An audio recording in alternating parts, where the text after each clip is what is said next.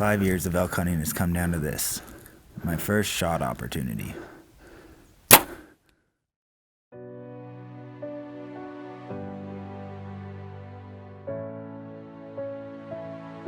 The years of hunting and outdoor adventure as kids prepared us for this opportunity without realizing the impact it would have.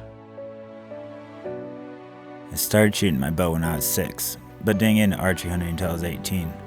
Lucky enough, I harvested a buck later that year with JR by my side. After witnessing Kyle's first archery buck, I was hooked and immediately bought a bow to start practicing for the following year, where I too managed to bag a buck with Kyle by my side.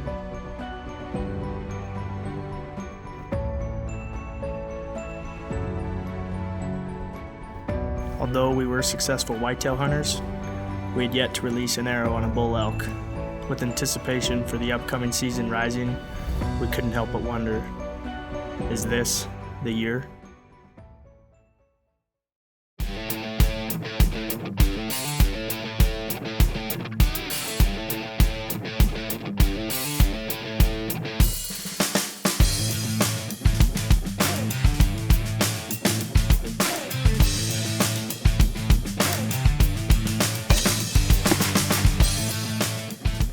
It's always been a privilege growing up with generations of pilots in the family.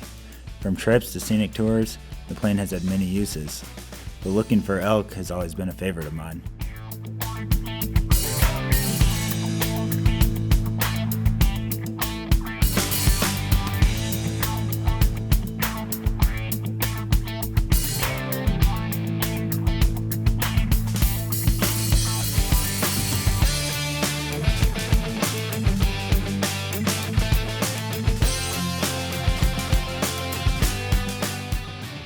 For the past 4 years, we have been hunting over-the-counter public land tags with completely different terrain.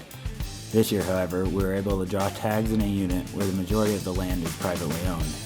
It was a busy preseason scouting as well as talking to local landowners to gain access to great hunting areas.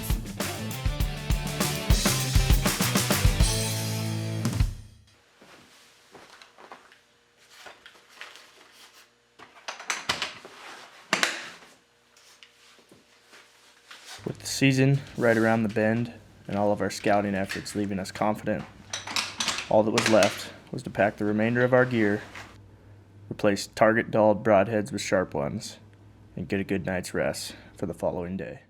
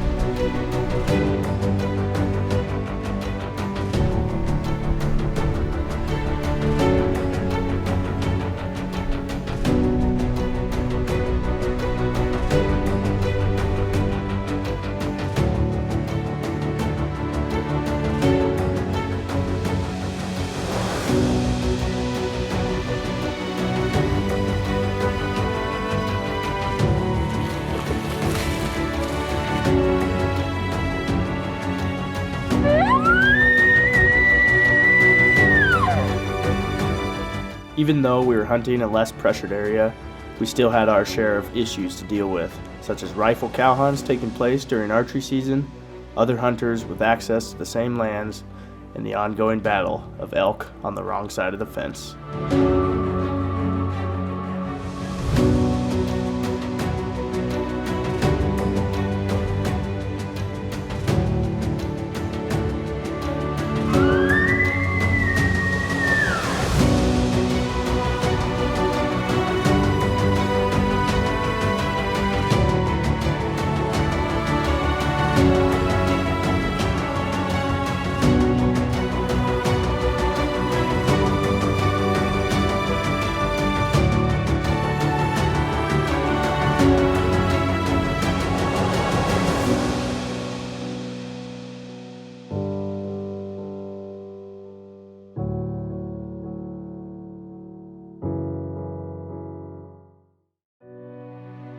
With mostly wide open terrain, We've had difficult times closing the distance to within bow range. Calls seem ineffective, while spot and stock was made nearly impossible due to terrain and swirling winds. We were at a crossroad, but determined to keep at it. Unfortunately, the wild had gone quiet. Well, except for Kyle. Could you make any more noise?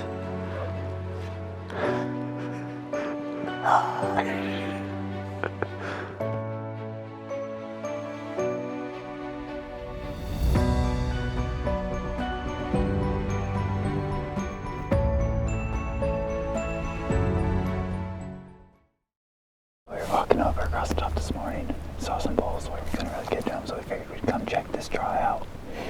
We were walking over the edge and we spotted a bull bedded down, so we're gonna see if we can make the sneak on him. Guess I'm gonna walk all the way around, trying to be quiet and see what happens.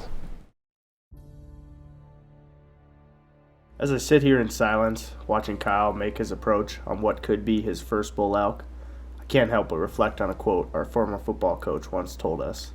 The harder you work, the luckier you get. With 2 tags, there's no debate that this is his opportunity due to his persistence in checking this area, even though I was unmotivated to continue in the direction we were headed.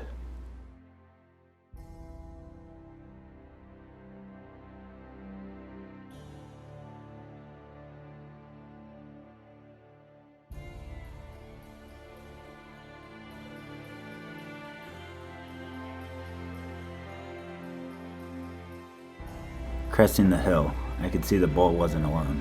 Since he was facing away from me, I kept my attention on the cows, as they would spot me first.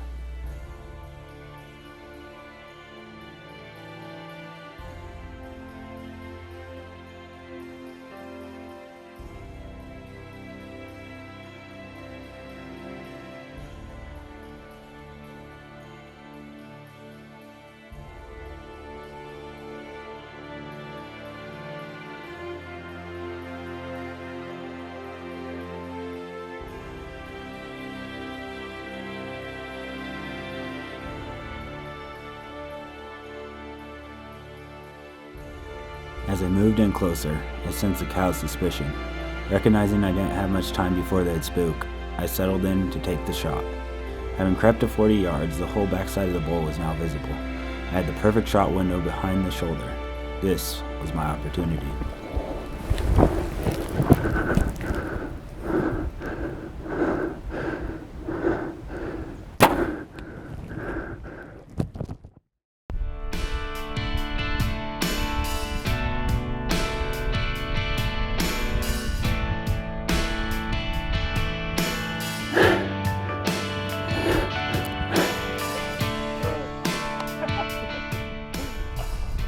But I drew, and I was just like, because I checked my anchor point, I was just like, make sure that's there. So I like checked it, and then I was just.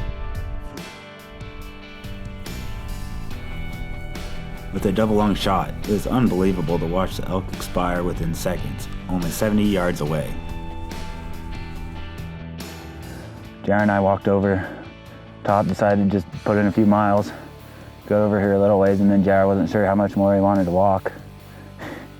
So I talked him into walking over this draw, and we got lucky enough to see the bull in here. And it came together, we spotted him. He hadn't been really responding to calls or anything, so we figured spot and stock was the best option. So I just made sure to sneak around, keep the wind on our side, and got it done. First bull, archery bull.